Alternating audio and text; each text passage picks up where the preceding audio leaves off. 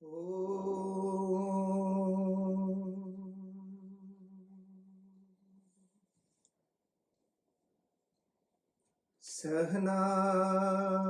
Bhavatu Sahano Bhunaktu Saha Viryam Karavavahai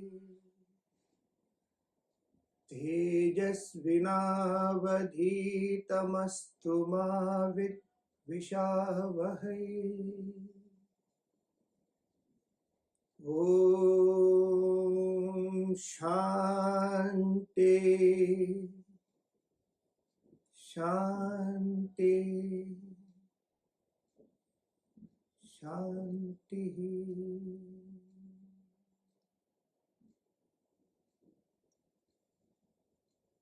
Om, may He protect us both. May we both enjoy together. May we both exert together. May our studies become brilliant. May we not be disputatious and hate each other. Om, peace, peace, peace. Hari Om everybody. Welcome to the online classes, the subject being Tattva-Bodhah.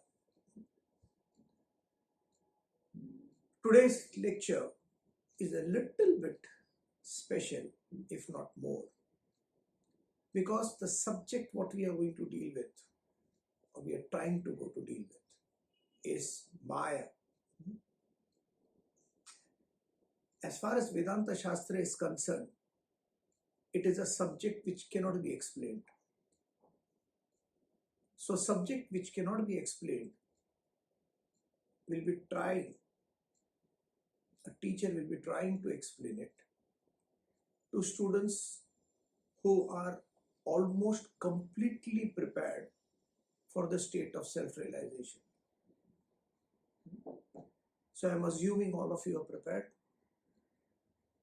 Whole 1 week of complete rest to understand this subject, Maya. So we'll chant first and then we'll continue with the explanation. We'll try to do justice to this topic as much as possible. But a word of caution, a word of warning is this lecture is usually, Maya subject is taken up only when the student is reasonably prepared. So there are a lot of students who would have joined probably 1 lecture late, 2 lecture late or something like that. Very recently they would have joined. So you can still listen to it. And if you have not understood much of it, let it be. Okay? This experience of understanding what Maya is more of an intellectual level.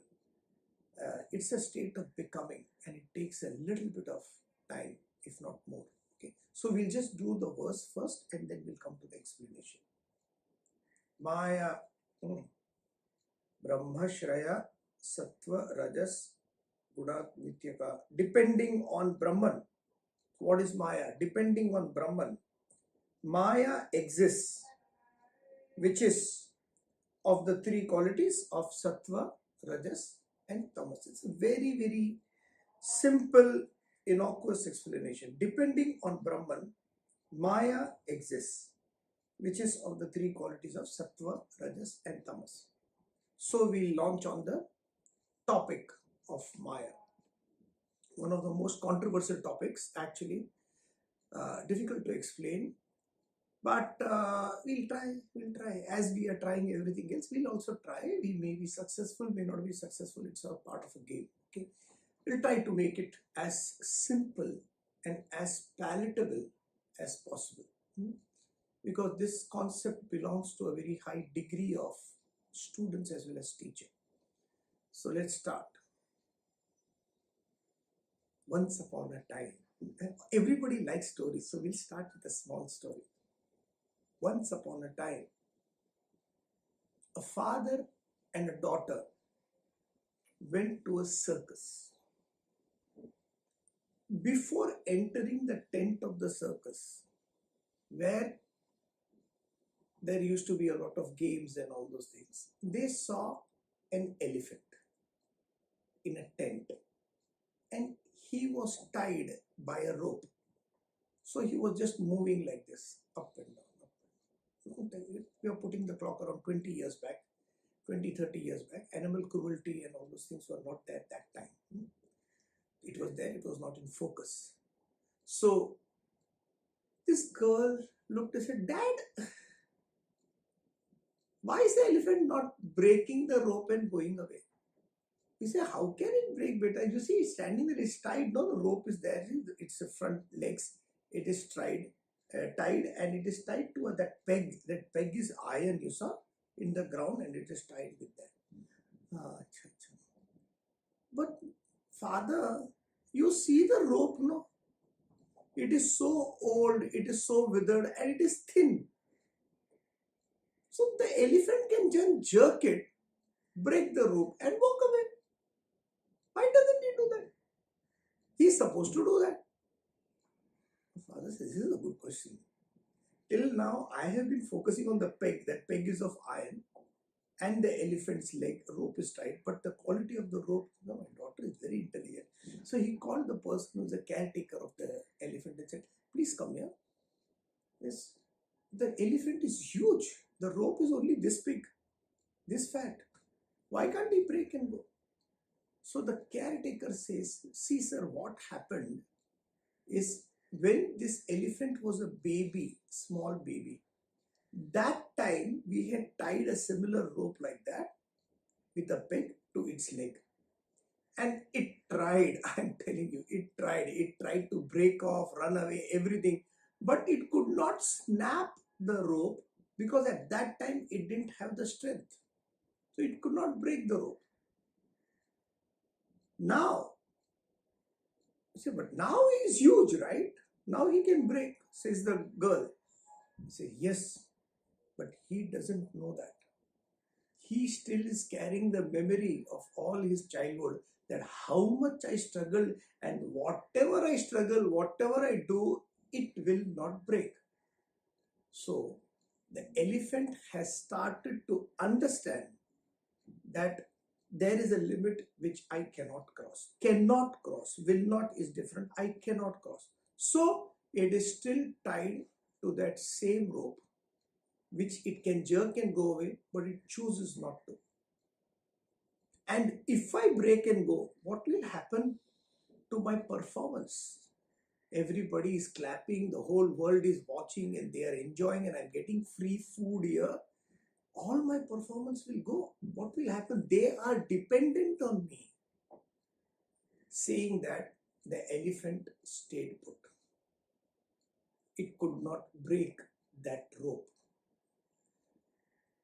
Kant, a famous philosopher, he actually made this statement: "I have had a lot of problems in my life. I have had a lot of problems in my life, some of which actually happened. I have had a lot of problems in my life, some of which actually happened. Out of 100 problems which I face, 80, 85, 90, make it 95 perhaps. 95% of the problem is in my head only. If I do this, this will happen. If this will happen, that person will say that. If that person will say that, this I will say. Then there will be a fight. Then that person will say something, I will say. It's all going. We call in Hindi, there is a food item called khichdi.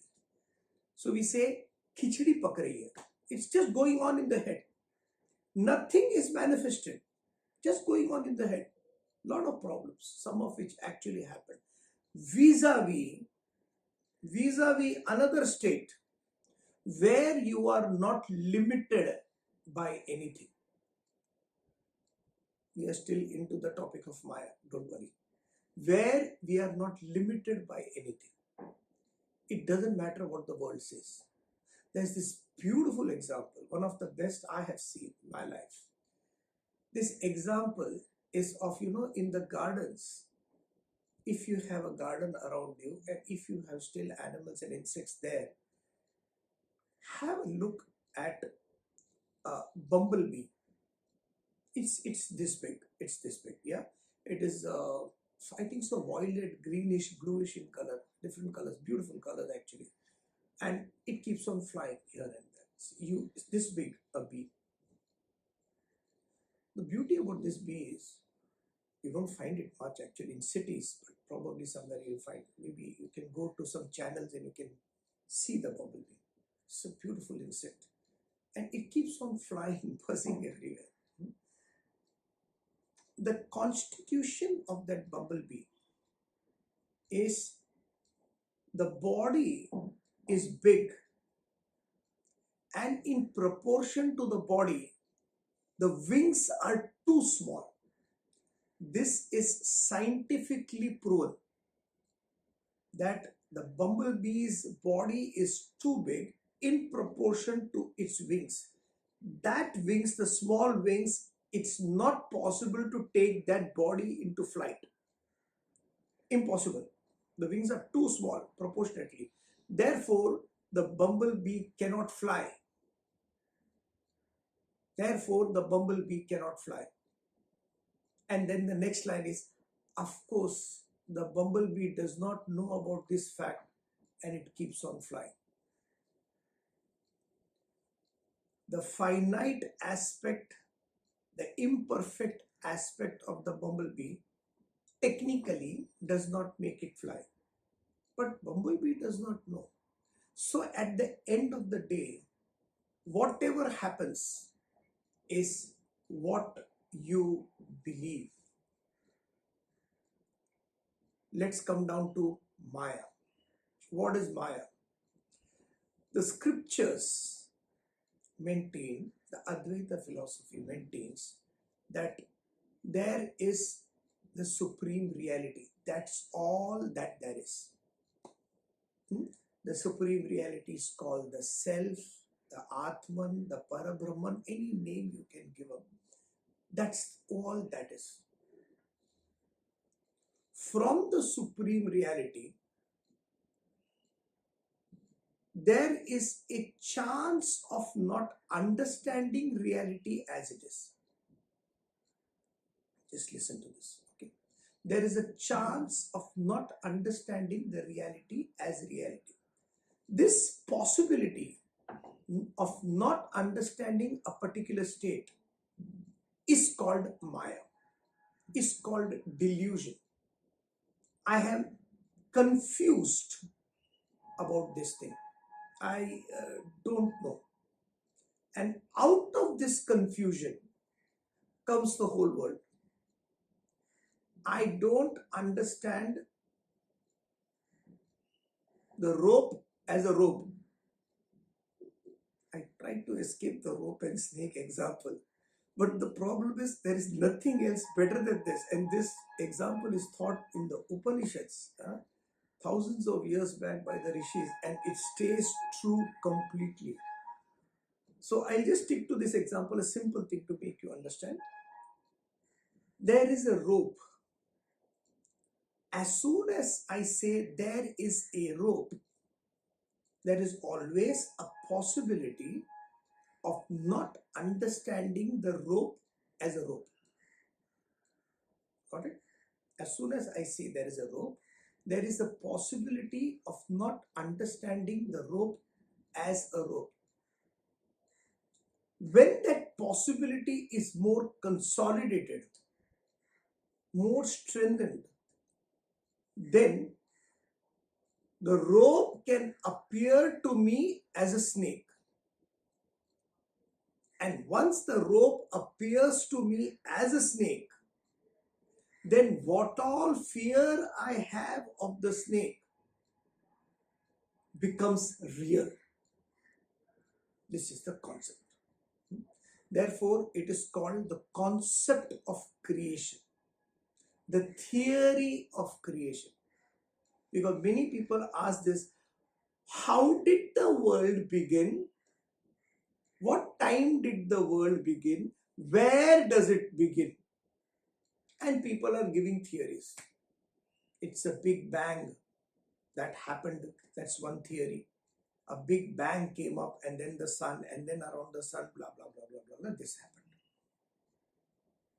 It was just a bad place to be, and suddenly out of nowhere, some of the comet, maybe we are hit by a comet, and that comet came and landed in Earth, and then the whole generation of dinosaurs disappeared, and from that comet there was water, and from that water everything happened, unicellular organisms, whatever. Theory. Similarly, this is also a theory of creation. Since I have assumed a personality, listen to this, okay? Since I have assumed a personality, I need to be given a reason of why I exist. I can't take it simply by saying you exist. I need to know from where I have come, where I will go, all those purposes is there. Whatever happens in my life, I have no control. But what to do with what happens in my life, I have complete control. So whatever happens in the life, whatever happens in our life, we just take it and then try to solve it. There won't be any problem. There won't be any problem. The problem comes when we start seeking answers of why something is happening in my life. So the rope is the reality. From this reality, there was a sort of delusion. And from the delusion, from the ignorance, from avidya, the world started. So delusion, maya, avidya, combined with the three qualities of sattva, rajas and tamas. From where did the sattva, rajas and tamas come? From there only. Everything comes from Brahman. Since I have understood that I am not the totality, I have misunderstood that totality to be this individuality. Now the individuality is asking, how did I get separated from totality? How did I get separated? This is a beautiful question. I keep on giving this example. A student comes to us and says that, sir, I am in terrible pain. What should I do? And the teacher says, the wise guru says, yes, come beta, come, sit down. What happened? He's crying, I'm so painful. Whole thing is paining and it's been paining for 25 years. I don't know what to do. I've tried all the medicines, it doesn't work. Okay. What is pain? Is your hand pain? Many people say you have a frozen shoulder. And then says shoulder is all right. Legs, body part. No, that's all right. So this is, see this, the right side of the horn. It's developed a crack. I don't know what to do, sir. Pardon? Sir, I don't know how to explain. Sir, this right side of the horn, you can see, right? Everybody's got two horns, now the right and the left, right? So the right side, left side is all right. I don't have a problem. But the right horn, if you see the base of it, there is a little crack, sir. I don't know how it happened. Maybe sleeping time I was trying to change the position or something. There is a crack, and now it started getting pus into it. It's got septic. That is paining, sir. I tried everything, sir. I tried allopathy, I tried homeopathy, I tried Ayurveda, I tried all the pathis. Doesn't work. Except Ganpati. Therefore, I have come to you. Can you do something? To the person who's suffering for 20 years because of a broken horn on the right side at the base, what is the teacher going to explain? That the horn is not there? If he says the horn is not there, he or she, the teacher, the person goes away. He doesn't know what he's talking, can't even see the obvious, and they go away. So the teacher has to pretend saying, correct, the horn is there, I can see.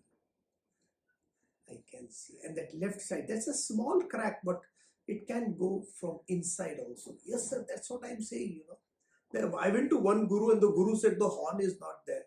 So this guru said that guru doesn't know anything. I can see the horn is there.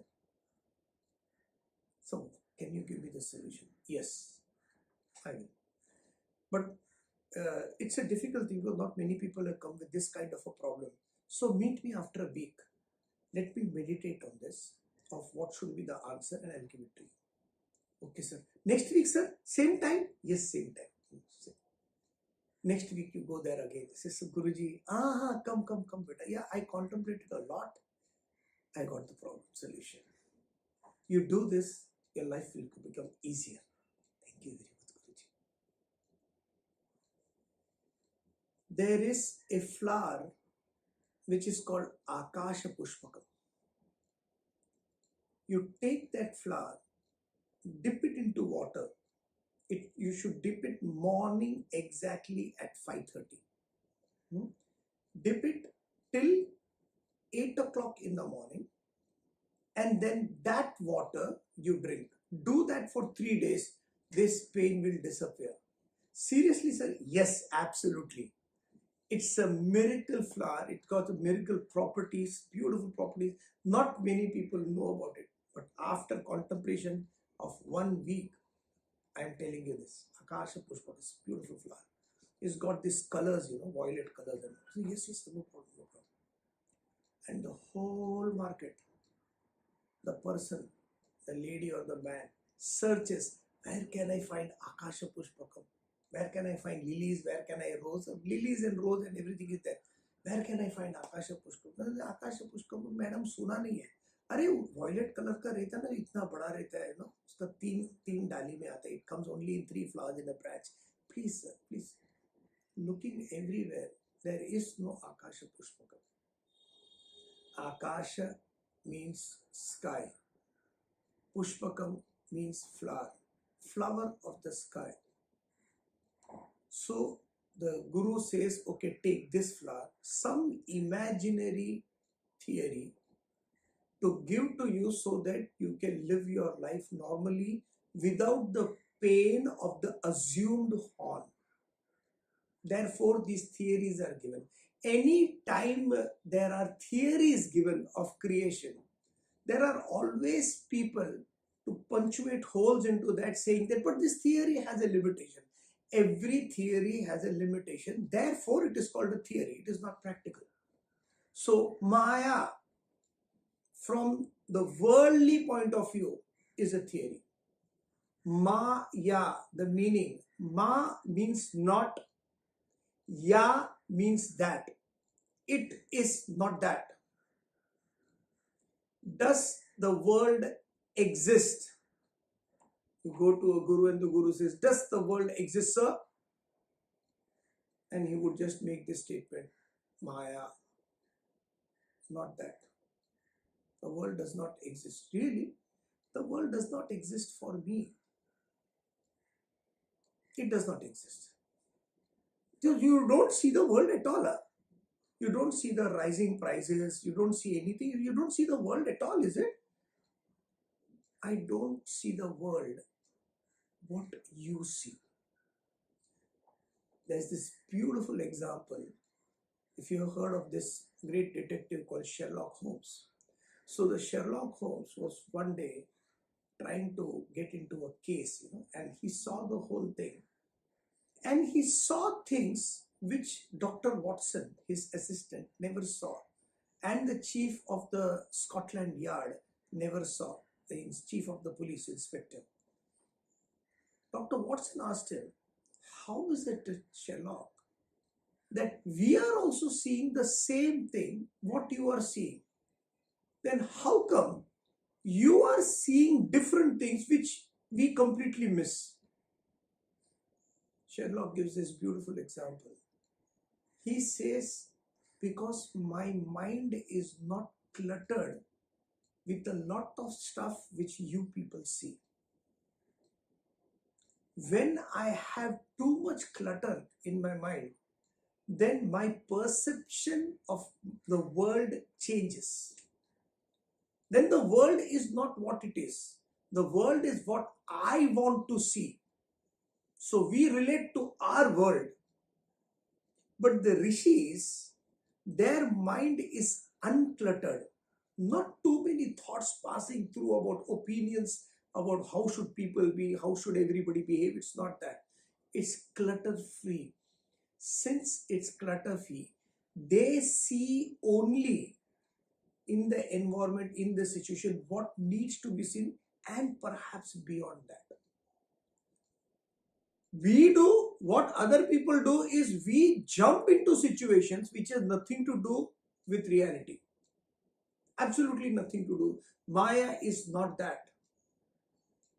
This is the world real. Maya, not that. Acha, the Vedanta student told me, so the world is not real, huh? I got it. And they start writing. World is not, you look at the teacher smiles and says, Maya, not that. The world is not real statement is also not true, because the world is real to you. Can any one of us, any one of the general public, say that the world does not exist, my relationships do not exist, what I am relating, my duties and responsibilities towards the world and its relationships, my father, mother, brother, sister, husband, wife, dog, cat, rat, all these things around do not exist. I don't have any duties and responsibilities.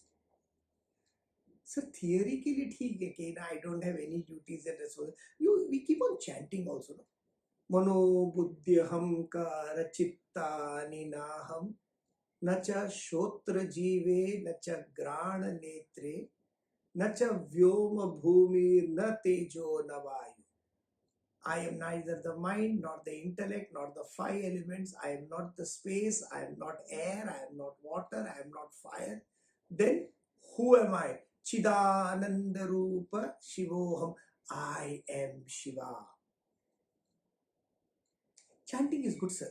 I like that very much. We keep on chanting every day. I know quite a lot of chants by heart. We do all that. But can one of you, anyone for that matter, say that these responsibilities do not exist? The world is not real. No, sir, it is real. If I get hurt, it pains. My body pains, my mind pains. It goes through pains, emotional pains. It is there. The world is real. Therefore, Maya, not what you see. The world is not what you see. So majority of the pain is either caused with that elephant attitude of not breaking free, tying ourselves with imaginary aspects of the world, and nobody experiencing the bumblebee's experience of complete freedom irrespective of what the world says. There are only two things. Either you listen to the masters or you listen to the world. The world talks from the point of view of practicality. The masters talk about what experiencing is. We need to make the choice of how to go about it. So Maya is, this also doesn't have reality, because if the world exists for you, and it is painful, to each their own pain. And like Kant says, 95% is imaginary. There's this beautiful joke I heard long time back. One of my friends told me. He said one man was traveling in a bus. The bus was crowded. And as he traveled, he just looked at that other person. He's saying, "Dhakka mat maar yaar." He said, "Don't push me, my friend. Dhakka mat maar yaar." So the other person said, "Sir, and the whole story is in Hindi, so I'll just tell it in Hindi. And he said, "Abhi tum dhakka mare, main gir jata to." What if I had fallen down? Say, sir, लेकिन अरे अगर मैं गिर जाता, मेरा पैर टूट जाता तो? What if my leg would have been broken? Sir, लेकिन अरे पैर टूट जाता तो भी ठीक है. I could have rectified. What if I died, yaar? What if I died? What would have happened? अरे सर लेकिन मरे नहीं, अगर मर जाता तो? You know, I got 2 children. I'm the sole breadwinner of the family. What would have happened to those 2 children? Their education would have gone, right? But sir, what I'm saying, what would have happened to my wife, boss? She is in the house. She has no idea what it is. What about finances? Nothing she knows. You know what would have happened to my family? Nobody to support. They would be destroyed. 3 lives would have destroyed because of you if I had died. धक्का क्यों मारता है यार? And the other person says, sir, धक्का मारा किधर? Where did I push you? And then this person says, लेकिन धक्का मारता तो? This is the way we function. If it happens, then let it happen. Therefore, the comment always is, we'll cross when the bridge comes. Let the bridge come, then we'll cross. Don't jump now. What will happen? We are all into that shade mentally, constantly deluded in all levels. There is a state of supreme self, the rope. Nobody has seen it. Correct? Nobody has seen it. The masters are saying it. Correct? The masters are saying it. I have not experienced it. I have not experienced how to believe that there is a state of supreme reality which you can't see, which you can't express, which you can intellectualize. You can't do anything with it. Just because the masters, so-called masters, say it, I have to believe it. Yeah, believe it. Relatively makes sense. When my mind is occupied with the worldly thoughts, it can't find a solution into the world. Some great scientist said this: if I had a fulcrum to lift the world, I need a point outside the world to lift it. The solution to a problem cannot be given while being in the problem. You need to be out of the picture. So nobody knows how to go. Is this to be done? Yes, it's to be done. What to do? How to go about it? So relatively, we can say absolutely, I have not seen the Supreme Self. I don't know what Brahman is, Paramatma. Fair enough. Okay. Done. No problem. Are you having trouble? No, sir, I don't have trouble. Very rarely a person actually agrees and says, I am a little agitated, sir. I have physical problems. I'm a little agitated. Very rarely a person agrees to it. So a person says, yes, I have, then this knowledge. I don't have. Fair enough. Mental agitation, future में भी कुछ नहीं होएगा. You will never be troubled with anything. I can't say that, sir. I can't say that. Anything can happen in my life. Something can happen to my husband. Something can happen to my wife. Something can happen to my dear children. Something can happen to my parents. Something happens to the guru, it's all right. Doesn't matter. But all these people are important. They are around us. We have been spending our lives with them, sir. So, of course, it will matter. So, this knowledge of Vedanta, of understanding of what Maya is, what illusion is, what delusion is, saves us from a lot of pain. Even in the future, when it comes, because most of it is imaginary. So what the scriptures do is a preparatory step about how to face the problems. While in the problem, many children ask this question, that sir, when a person is depressed, he has a nervous breakdown, How can you help? You can't help. When they are already there, if they are caught up in a frenzy, you can't. You have to allow them to rest a little, get their mind a little bit more calmer. Then only you can start your medicinal properties or help them. Similarly, while being in a problem, while being in the world, I need something out of the world box, out of the box thinking, out of the world thinking to focus my view. Some children came into our lives, and in one of the classes, that boy brought 6 sheets. It's a big sheets of 3D portraits, three-dimensional portraits. And he said, "Sir, I got these beautiful portraits for you. Just have a look now." I said, "Okay." And I looked. Nothing.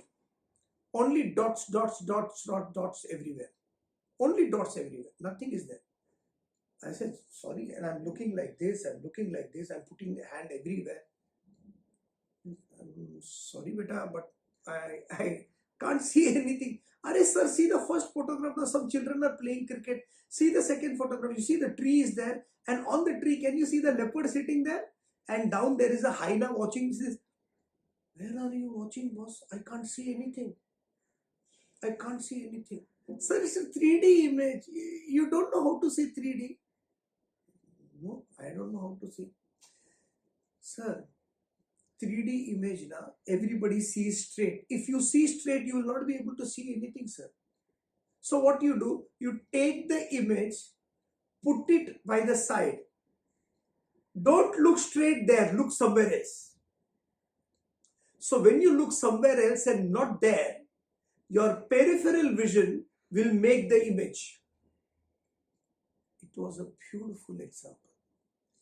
When I look directly at the world, it doesn't make any sense. Things are happening which is way beyond my control. It's look like some other superior power is handling the whole thing and I don't have any free will. So the masters say you have free will, then they say you don't have free will, then they say you have free will. I'm completely confused. That's the world. When I see, try to make sense of it, nothing happens. The mistake is not of the world. The mistake is of mine. The only mistake which I'm doing is I'm watching and looking at the world directly. So I need to focus my vision somewhere else so that I can see this picture perfectly. When I see this picture perfectly and make sense of it, then it's easier for me to live. That point of focus to shift from the world to the supreme reality is what we are talking here. So supreme reality, if you can't understand that this is a state which these great masters are saying, but if the surrender is not there, then practically understand that if there is a deviation in the thought other than the world, the picture of the world clearly emerges. So at least for that, understand there is a self, and then this theory, but there is a self which is infinite, yes, which is all pervading reality, yes, which is eternal, yes, which has the 3 qualities of Sat, Chit, Ananda we have already done in Tattva-Bodhah. Yes, all that, correct, sir, absolutely. How did that personality become this? There is no explanation for this. Therefore, to create an explanation, a theory is given of Maya. Due to some delusion somewhere. From where does this delusion come? I don't know. It's your dream. You tell me.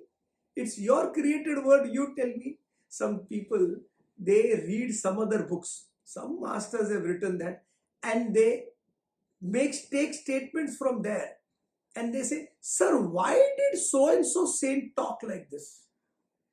So our answer is always, you are asking so-and-so saint talk like this. You ask him or her. Why are you asking me? किसी और का question मुझे क्यों पूछ रहे हो भाई? They have made a statement, you are asking me how they made the statement. It's not a debate. You have to, if I am saying something, you ask. You can't ask what the other master is saying and why the other master is saying. So the theory is we have fallen down from that state.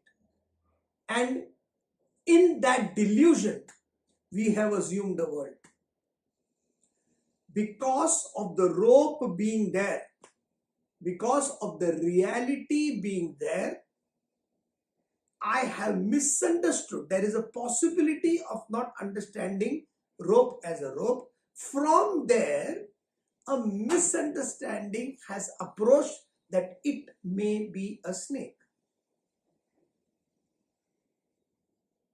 Brahman is there.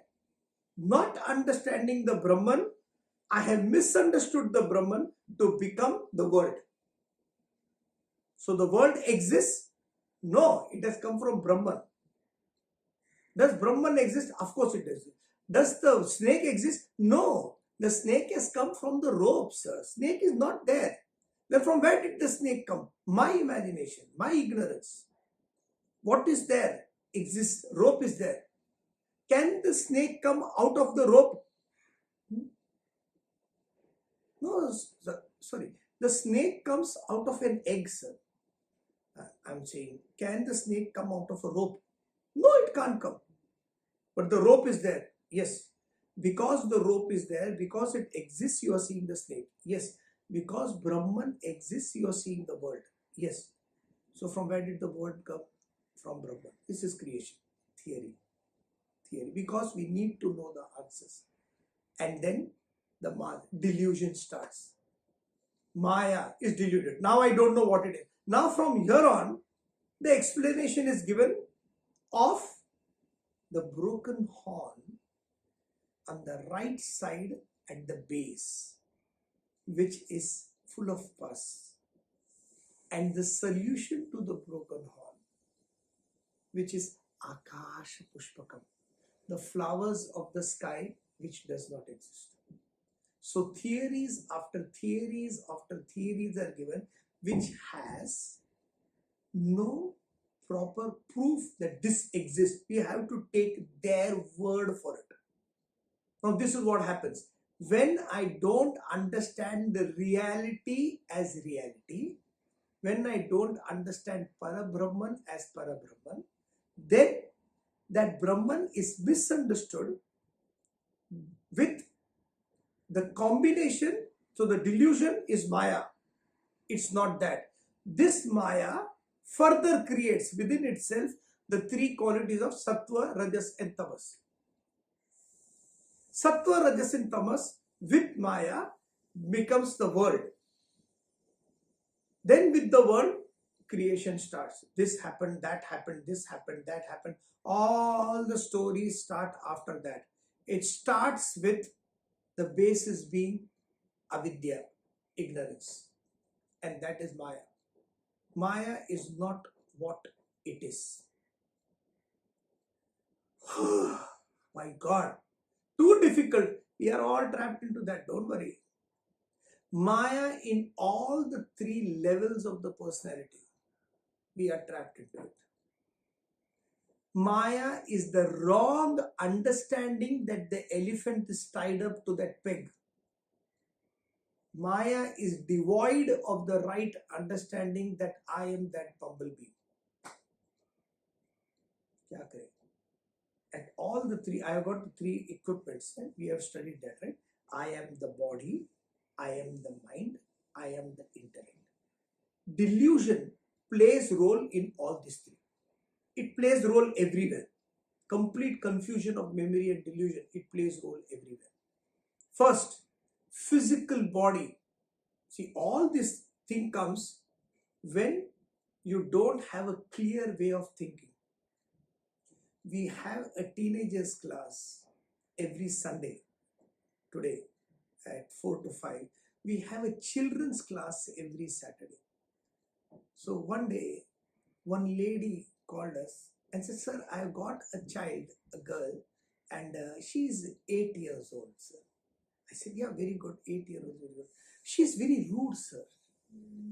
and she's very headstrong. I want her to learn a little bit about Vedanta, what you are teaching. So what do you teach in the children's class? The concepts of Bhagavad Gita, which is easily palatable for the children so that they understand, that behavior improves. Sir, I wanted that only, sir. So, no, I wanted that only. Sir, can I enroll my child in this class? Because teach them some manners, how to respect others. I want her to learn about character building, truth. These middle class values, if you can teach them. This was a few years back. Got a shock of my life. These middle class values of honesty, of character building, about strength, about cooperative endeavor, about charitable disposition, about life is to give, not to. These values. The condition of the society now is, there was this beautiful example by Lord Krishna. Somebody went to, one of the village head went to Krishna and said, Bhagwanji, our village is suffering tremendously, what to do? So he said, see, do one thing. We'll contribute milk, some food item at that time. So we'll contribute milk to the poor people and their punya will come to us. No puja and all, we'll contribute it to the poor people, give them something to drink and eat, and that money saved. Okay, we'll do. So we'll do one thing. I will cover the village tank. It was a rectangular tank made of cement. He said, I'll cover the whole thing. There will be a small hole. Every night, one by one, it will be there for 2 days. So one by one you come. Now others should not come if one person is coming. So you schedule accordingly in the village. And he will take a jar full of milk and put it inside the tank. Nobody will be there to see and the whole tank will be covered. So let him put that. After 2 days, we'll take all the milk, we'll sell it, and whatever comes of the proceeds, we will give it to the poor. That way, some punya will come to this village and we will be more better off, said Lord Krishna. And from that night onwards, 2 nights, they started one by one. After 5 minutes, somebody will come. There were 300 residents. Everybody brought a jar and they put it and they went away. After 2 days, Krishna came, everybody came, and said, I want to show you something. I know what it is, but I want to show you something. So all the villagers were eager, they want to see a miracle. So yes. And he removed the whole covering of that, pond or what is a tank.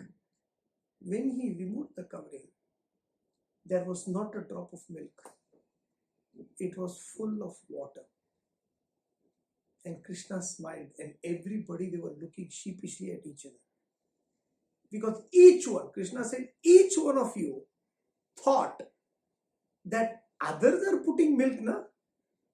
We can put a little bit of water, how will they know? This has become the society. When a person is selfish by nature, only thinking about himself, herself, me and mine, there is bound to be agitation, stress and tension. As soon as the person starts thinking from the point of view of life is to give, not to take, if each one had put that bowl of milk, which is not much, their contribution into it, the whole tank would be full of milk. So Krishna depicted that, saying that this is why you people are agitated. This attitude, middle class thinking. Our problem is we are stuck with a particular thinking of selfishness and we have disbarred, given up on these strength of values. And when these values are not there, all goes down to hell. Everything gets spoiled. Physical personality. What should be the value? Fitness. What is fitness? Thin, lean, sinewy strength. Physical body should radiate strength. At whatever stage of personality you are, whatever age you are, it should radiate strength. There was a child who joined our ashram. After 3 months, The mother came to see. She sat on the floor and started weeping because the boy, when he came, he was quite obese, around 100 kilos or something. And in the ashram for 3 months, eating everything normally, but then is the work to be done. You keep on moving around, you run, you play a lot of sports and all. He became like a thin wire. His weight came to 60 in 3-4 months. Don't go to places to drop weight. The example is something else. Otherwise, you'll say, sir, where is your ashram? I want to drop 10 kilos. Don't get into that. Okay. So she started crying and she saw the boy. He is moving around. He's removed his hair because it was summer and he wanted to remove his hair. No importance there. She started crying, saying, Mera bacha, my God, my God. What happened? He was so nice and healthy. And under this person, he's finished now. Look at him, thin and wiry. You see health and you get reminded of ill health. And you see around, there are people who are not healthy. Sir, I am a typical Indian. Congratulations, very good. How you are an Indian? Sir, because India, there is this beautiful state called Madhya Pradesh. Yes, I have heard about it. Yeah, it is in the central of India, Madhya Pradesh. So, sir, my Madhya Pradesh is also nice and developed. Right? Sign of prosperity. Khata pita bachcha hai. Khata pita bachcha. By delusion, we see health as ill health and ill health as health. By delusion, we see attachment as love. Should I not be with my family? Of course you be with your family. Who's going to take your family? I love my husband, sir. I want to hang on to. One look at that fellow, nobody will take him away. You just have a look. Objectively, just look like this. Who's going to take this fellow away? Or vice versa. One look at her, apne dono together hi hai. There's no way. That fear, attachment. I will not allow you to live a life. Consequently, because I don't want to live my life. This is attachment. Attachment is I don't want you to live your life because you will fly away. And based on that, consequently, I also don't want to live my life. Jiyenge saath mein, marenge saath mein. We are not saying that the attitude should not be there. But allow the other person to be what he or she is. We will hold on to that. This is the way you should live. Who are you, boss, to tell somebody else how should you live? Give each bird its flight and it will fly and it will go. But we love to control everybody in the name of love. So in delusion, attachment is seen as love.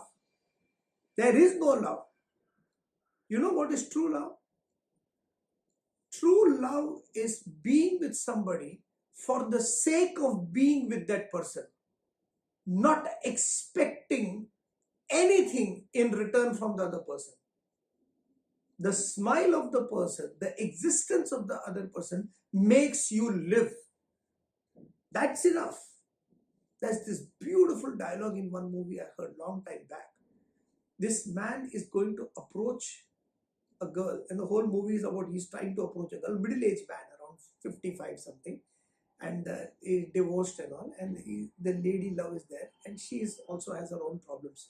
At the end, he makes this beautiful statement, and learn this because it's true love, true relationship, how it should be taken. He says, you are special. You are one of a kind. Like you take care of your child, you take care of this, you take care of your work ethics and everything, and you maintain your dignity throughout your life. You are beautiful in that way. You are maintained everything in your life, and you're fighting, you're surviving, and you're not just surviving and sitting and crying, you are smiling. Your eyes may have tears, but you have a smile on your lips. And this is what he says. Nobody can see it. Nobody can see it what you are. Only I can see you.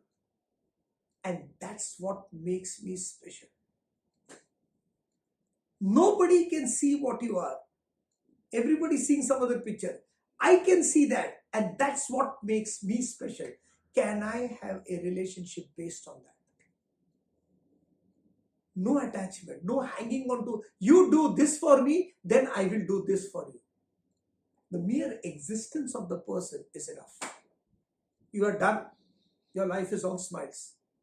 This is true love. So, delusion makes love not there and attachment all there.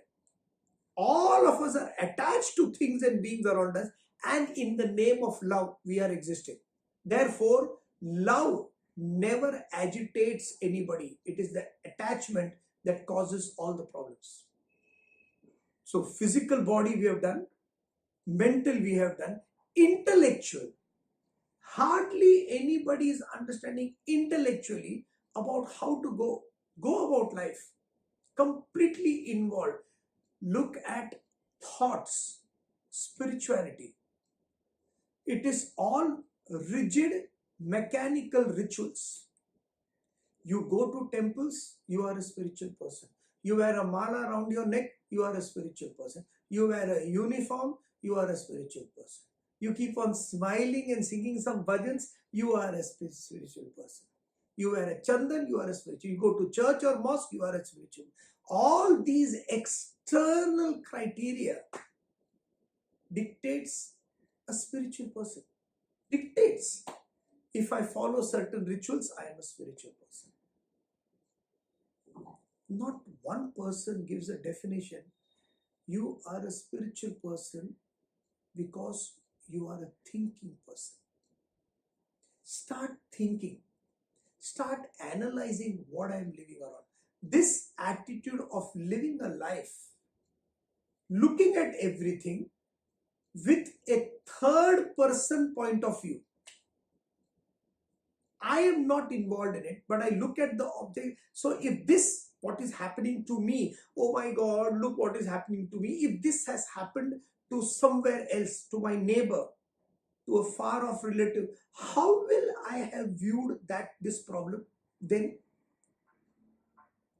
Whatever I am going through in my mental agitation, if the answer, every time I keep on referring, I'll say that if I'm going through this, a particular problem, how would a great master like Paramahamsa, Swami Ramtirtha, or a Vivekananda, or a Chinmayananda, or a Swami Parthasarathi, any of these great giants view it? How would they have come across this problem? If this problem has come, yes, and that problem is there perennially, everywhere, some problem. How would they have viewed it? This aspect of viewing a particular problem not from a confined point, but from the point of view of the masters, is called objectivity. You learn this word today. Objectivity is a third person's point of view in my own life. When I go to a theater and I see the screen and pictures playing on the screen, I can understand one thing. It makes me laugh, it makes me cry, but I understand the pictures are temporary. The screen is permanent. So if I am emotionally completely charged with the movie, whatever is happening, and I go up and down to reduce myself, I take my thinking towards the screen. Without the screen, the picture. So the permanence of the screen lessens the agitation and tension created by the film.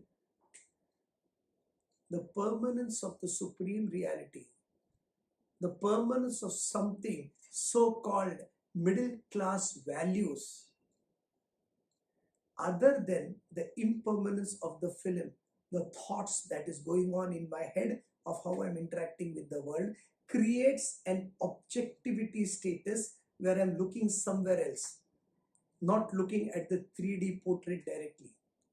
That will make you understand that all this, whatever others are watching, whatever others are going through, does not exist for you. Then what it is? It is there for them, not for you. You have understood it's an illusion. Can't tell it, it's an illusion. You can't tell it's Maya to them, because for them it is real. They can't understand. They may parrot the words and say, "Ha, sir, now I understood." Maya, no, but they will not know because they are still in that state. Nobody knows what it is. You have understood. Maya is an illusion, is a delusion existing at present now, but you have moved out of it. You are no more captured into that picture. You see a different kind of a picture which the whole world does not see.